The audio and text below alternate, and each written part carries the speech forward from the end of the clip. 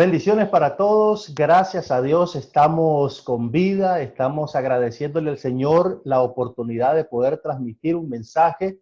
Nos encontramos el hermano Timothy Archer y este servidor listos para compartir un mensaje importantísimo. Yo tengo algunas preguntas que quisiera hacerle a él y yo sé que él tiene esa habilidad, ese conocimiento porque ha estudiado mucho la comunicación y también le vamos a hacer una pregunta importantísima que a lo mejor algunas personas tengan curiosidad. Vamos a ir poco a poco con el caso entonces que nos toca ahora es el ministerio de la predicación en medio de un contexto de aislamiento, hermano Timothy. Un Amén. contexto de aislamiento básicamente que nos ha sacado de los templos, nos ha apartado de esa comunión constante que nosotros tenemos en el local de reunión.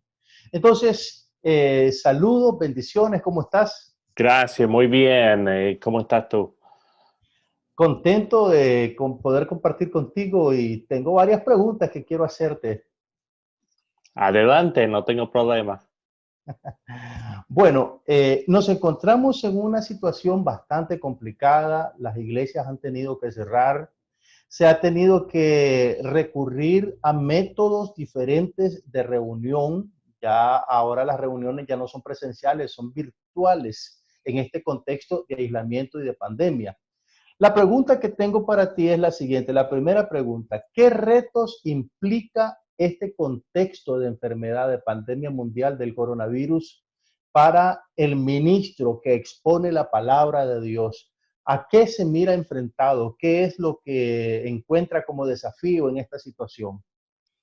Bueno, son muchos desafíos. Pienso que una de las cosas, la primera cosa que tenemos que comunicar a la gente es que las iglesias no se han cerrado, ¿no? O sea, no tenemos reuniones en los locales de las iglesias, pero la iglesia no se conforma de ladrillos y La material, sino de estructura, seres humanos.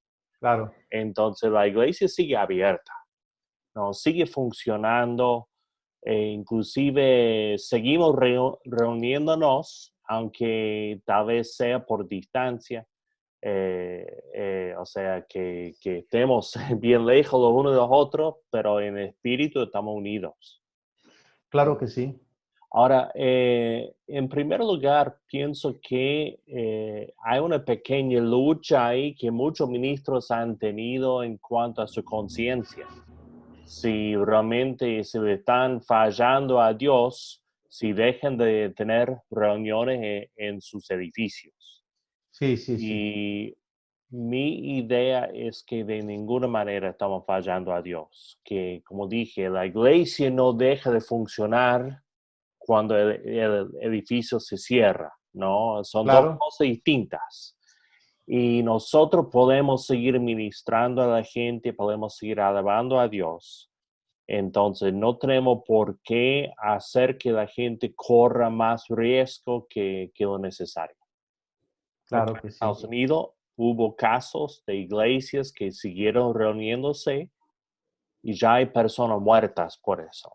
Wow, sí. E incluso creo que hasta pastores. Sí, sí. Entonces, eso no, o sea, sí, Dios nos llama a ser valientes, pero también nos llama a ser sensatos. Y si Claro que sí. miramos el libro de los Hechos, los apóstoles sabían cuándo debían cuidar su salud personal, cuándo debían salir de un lugar donde había persecución, por ejemplo. No había ninguna vergüenza en eso, Claro, ¿no? como el caso del apóstol San Pablo que tuvo que abandonar Tesalónica porque la predicación estaba causando incomodidad a los lugareños y tuvo que huir porque estaba a punto de ser asesinado. Claro. Inclusive, lo que vemos en Hechos capítulo 8 es cómo la iglesia creció muchísimo cuando salieron de Jerusalén a causa de la persecución. Si todos se hubieran quedado ahí diciendo, no, yo voy a ser valiente y no voy a huir a la persecución, capaz que ahí matan a todos, ¿no? Y, Claro, y- y la iglesia no expande por todo el mundo como pasó, ¿no? exactamente. Entonces podemos ser sensatos. Hay momentos para decir, no, yo voy a arriesgar mi vida para ayudar a otra persona, para proteger a otra persona, pero solamente por seguir algo que queremos hacer, no, no. Claro. Y cuando reconocemos que podemos cumplir con Dios, aun cuando no estamos reuniéndonos en los edificios, bueno, para mí la decisión es clara. Claro, Ahora, claro, claro. los grandes desafíos capaz que vengan todavía más adelante, Wow. porque va a haber personas muy afectadas por esto, si no es por su salud, por la economía. Eh, Sí. hasta están hablando de una depresión mundial posiblemente, ¿no? Entonces tenemos que estar dispuestos, no sabemos, ¿no? Los expertos opinan esto y aquello y la gente empieza a angustiarse sin saber bien todavía qué va a pasar. Sí, es verdad. Claro, claro, claro. Entonces, pienso que tenemos que estar no solamente pensando en el tema de cómo vamos a hacer las reuniones virtuales, esas cosas, sino cómo Ajá. vamos a ministrar a la gente, ¿no? Sí, claro. Bueno, Pero, ahora sí. una Ujú. pregunta me surge en este contexto. Para resumir esta primera pregunta, yo diría entonces que lo sensato no quita lo fiel, pues. Amén. Entonces Amén. tenemos que ser sensatos, pero no por eso vamos a dejar de ser fieles. Y me gustó mucho el punto que tocaste acerca de que hay muchas personas que están en el ministerio que pueden estar ahorita torturándose o sintiéndose culpables por no poder reunirse directamente en el lugar de reunión. Y esto que estás diciendo ahora, yo creo que puede ayudarle a muchos, muchos de los hermanos ministros que nos están viendo en este momento. Bueno, quiero hacerte otra pregunta. Ujú. En el contexto entonces en que nos encontramos, que tenemos que ser prudentes, ¿cómo nos sirve este medio de comunicación, el Internet, las redes sociales, para reconfigurar nuestro ministerio de exposición de la palabra? Yo pienso que estamos viendo cambios que pueden durar por mucho tiempo, aun cuando pasen los tiempos de pandemia. Pienso que la iglesia está aprendiendo a la fuerza a utilizar herramientas que tendría que haber estado usando hace tiempo, ¿no? Pienso que Dios nos ha dado grandes herramientas como la internet, como estas aplicaciones que podemos usar y lamentablemente en muchos casos hemos dejado que el diablo utilice estas herramientas más que nosotros. Es verdad, sí, cómo Y no. es hora de que el pueblo de Dios tome las riendas acá, que comencemos a mostrarle a nuestra gente que no tienen que ir al mundo para buscar comunicación, para buscar contenimiento, para buscar edificación e instrucción, ¿no? Que todo eso puede proveerse por la iglesia, ¿no? Claro, ahora hemos estado acostumbrados nosotros a un tipo de cristianismo convencional, por decirlo así, el cristianismo del templo, el cristianismo de la reunión. Este es un cristianismo en el cual va a tener que sacar sus ideas, va a tener que sacar su inteligencia para poder aprovechar el contexto y recomponerse nuevamente utilizando este medio, porque se me viene a la mente que estas cosas que estamos viendo ahora no las habíamos visto en mucho tiempo. Yo no sé si en otras generaciones se ha visto este tipo de cosas, pero los hermanos que comenzaron a adorar a Cristo y que en el siglo tercero tuvieron que ser perseguidos, tuvieron que huir a las famosas catacumbas que se llaman. Entonces, este tipo de contexto en el que nos encontramos se puede parecer en cierta forma al aislamiento que tuvieron que sufrir muchos hermanos en otros siglos, no solamente en este momento, sino en otros siglos en donde hubo persecución ya sea por el Estado o por otra organización religiosa. Sí, tenemos que reconocer que estamos acostumbrados a ciertas formas de actuar. y son formas, formas para cumplir ciertas funciones y estas funciones pueden cumplirse de otra forma, ¿no? Wow, sí, sí. Nosotros estamos acostumbrados a los edificios, los templos, las iglesias. Nada de eso existía en los primeros siglos. Y la Ujú. iglesia crecía y crecía. Crecía, correcto. Entonces Sí, nosotros tenemos que adaptarnos al momento en que estamos viviendo. quiere decir que el coronavirus puede venir a traernos muchas enseñanzas que nos enseñen una forma de cristianismo incluso hasta puede ser más profunda de la que hemos estado acostumbrados a practicar. Así es, así es. Yo pienso que, por ejemplo, como no nos estamos reuniendo ahora en nuestra iglesia, hace un mes ya, Ya, eh, sí. todas las semanas los ancianos y los ministros de la iglesia llaman a cada miembro de la iglesia para ver cómo está. Eso no lo Ujú. hacíamos antes, ¿no? Wow. Entonces pienso que hay ciertas prácticas que vamos a aprender que no debemos olvidarnos, ¿no? Que debemos no depender que, bueno, lo veo el domingo vamos a hablar, bueno, el domingo nosotros tenemos que ir a la gente, tenemos que buscar a la gente, tenemos que buscar la comunicación sea como sea.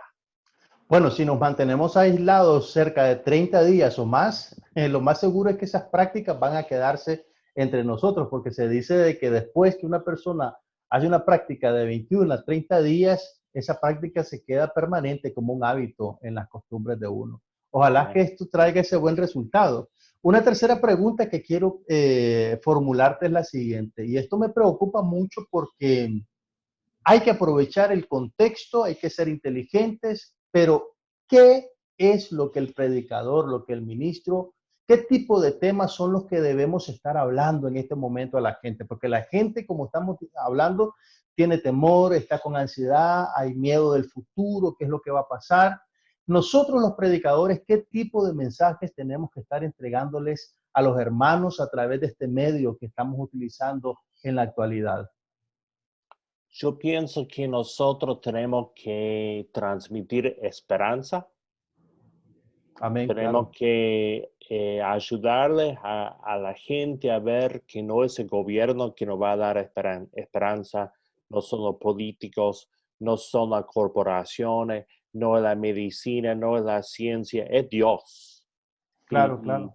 tenemos que ayudar a la gente a confiar no en el salario que vaya a recibir la semana que viene, sino en Dios. Eh, Claro. También pienso que tenemos que transmitir paz y ayudar a la gente a ver que en medio de la tormenta podemos encontrar paz, ¿no? Y nosotros, pienso que los ministros tenemos que ocuparnos de eso, porque nuestro Dios es un Dios de paz, que ofrece paz a su pueblo y tenemos que ayudar a la gente a confiar en Dios y encontrar la paz que Dios ofrece. Lo que debemos evitar, pienso yo, es entrar en temas que no somos expertos, ¿no? O sea, por ahí queremos hablar de la medicina, de la economía, de esto, de otro, y estamos repitiendo lo que otros nos han dicho. Y la gente puede encontrar eso en el diario, ¿no? Lo que Claro. necesitan de nosotros son palabras de vida que vienen de la palabra de Dios. Amén, claro. Estoy totalmente de acuerdo. El predicador no debería sumarse a la ansiedad y al temor. Lo que tiene que hacer es precisamente eso que estás diciendo, que estás compartiendo, hermano, es generar motivación, alegría, aliento, esperanza, fe en el futuro, en Dios, saber que estamos dependiendo de Él, porque básicamente esa debería ser la misión específica del predicador, alentar a sus hermanos. Amén. Y otra cosa que pienso que debemos hacer es ayudarle a la gente a ver cómo pueden estar ministrando a otros. Porque una de las mejores formas de superar la depresión, superar el desánimo, es servir a otras personas. Entonces, que Ujú. estén buscando cómo volver a escribir cartas a mano, volver a hacer llamadas, buscar por WhatsApp, buscar como sea, abrir la ventana y llamar a vecino, hola, ¿cómo estás? Que tengan un buen día. O sea, que estemos motivando a la gente a pensar en los demás. Sí, sí, claro, claro, claro. Es importantísimo esto que estamos diciendo. Yo apelo a los hermanos a escuchar este mensaje que está compartiendo el hermano Archer y a todos los que predican la palabra, los que enseñan, por favor, en el nombre de Cristo, no nos sumemos al temor, no nos sumemos a la desesperanza. Ayudemos a los hermanos a levantar la frente, a tener confianza. Cada vez que vayamos a transmitir, transmitámosles aliento, no nos sumemos nosotros al temor mundial que existe. Cada vez que entramos a las redes sociales hay una gran cantidad de noticias sobre el COVID y entonces nosotros nos estamos enfrentando a esa información y nos llenamos también de temor. Lo que debemos hacer es ayudar a los hermanos a que ellos encuentren esa fe, esa esperanza, que la reaviven para que puedan pasar esta tormenta y llegar al final. Y de esa manera, pues, sacar alguna ventaja. Otra cosita que quería preguntarte es lo siguiente, hermano, los predicadores deberíamos nosotros como pensar, tal vez un poquito redundante el asunto, pero deberíamos pensar en abandonar, después de esta situación, en abandonar esos métodos tradicionales, convencionales de adoración y predicación. Deberíamos poner la vista en otros medios de predicación. Abandonar una palabra fuerte, ¿no? Ujú. Pienso que no es cuestión de abandonar lo que veníamos haciendo, sino agregar otros medios a lo que veníamos haciendo. Claro que sí. Dándome cuenta hoy, yo hace unos meses enseñé un curso de homilética por internet Sí. y los estudiantes se quejaban un poco, decían, bueno, es muy difícil grabar un sermón sin tener una audiencia, solamente con una cámara y estar hablando Ajá. así, sin darnos cuenta, nos Ahora estamos estamos en ese preparando para este contexto. momento, ¿no? Claro, claro. Mire, muy ideal esto, claro. Entonces pienso que hay cosas del pasado que no van a servir y que siempre van a servir, pero también hay nuevas técnicas, nuevas herramientas, nuevas modalidades que también van a servir y que tenemos que utilizarlas. Pensar que en los tiempos bíblicos no tenían libros Ujú. y pensar qué ha sido el cambio desde la invención de la imprenta y de que los libros sean Wow. tan comunes. Y pensar que, bueno, una transformación así se aproxima, ¿no? Wow, sí, sí, claro que sí. Ahora, me llama la atención el hecho de que hay muchos predicadores todavía que no están haciendo uso de los recursos tecnológicos que tenemos, lamentablemente. Y este tipo de predicadores, hermanos sinceros, todos ellos, me imagino, eh, van a tener serias complicaciones, pero a todo aquel predicador que sepa usar estos recursos, que sepa trasladar la palabra de Dios a través de ellos, va a sacar mucho beneficio y como que va a ir implementando o incorporando esta metodología a su ministerio. En medio de esta situación, ¿qué va a pasar con la comunión, con esa interrelación que tenemos los hermanos? ¿Crees que esto va a modificarse también después de esta situación de la pandemia? Nos vemos en la reunión, estamos y compartimos ahí los hermanos, los amigos. ¿Crees que esto se va a ver modificado o vamos a tener que hacer cambios también en este sentido? Pienso que sin duda va a haber cambios. Me hace pensar en los jóvenes, por ejemplo, que tal vez pasan un tiempo estudiando en otra parte o tienen que hacer servicio militar y se van y dicen, ay, no puedo esperar hasta que regrese a casa. Y regresan a casa y la casa no es lo que era. ¿no? Wow, sí, sí, sí. Y pienso que en cierto sentido estamos pensando, no puedo esperar hasta que todo vuelva a ser como era, y no va a volver a ser como era, ¿no? Tenemos que estar dispuestos a adaptarnos, como dije, tenemos que estar dispuestos a ver unos cambios, pero a la vez pienso que sobre todo en el principio vamos a apreciar aún más el contacto físico, la presencia íntima de amigos y parientes y hermanos en la fe. Y espero que podamos rescatar lo esencial de nuestras reuniones, que no es solamente los actos que hacemos, sino la comunión que tenemos. Gracias, hermano. Una última pregunta para que vayamos cerrando esta reunión que tenemos virtual para compartir con nuestros hermanos. Es lo siguiente, yo sé que tú eres muy estudioso del libro de Apocalipsis y que, bueno, hay muchas especulaciones también desde hace años sobre acontecimientos y aplicación de ciertas profecías. Con toda tu honestidad intelectual y teológica, dime una cosa, ¿tú piensas, hermano, que lo que estamos viviendo ahorita de esta pandemia del COVID-19 tiene algún referente en alguna profecía apocalíptica? ¿Qué dirá la Biblia sobre esto? ¿Hay algo que decir o debemos quedar callados con relación a esta temática y el apocalipsis? Mira, ya soy viejo yo y he visto muchas cosas, he oído muchas cosas. Y la cantidad de veces que a personas han dicho, esta es la señal, ¿no?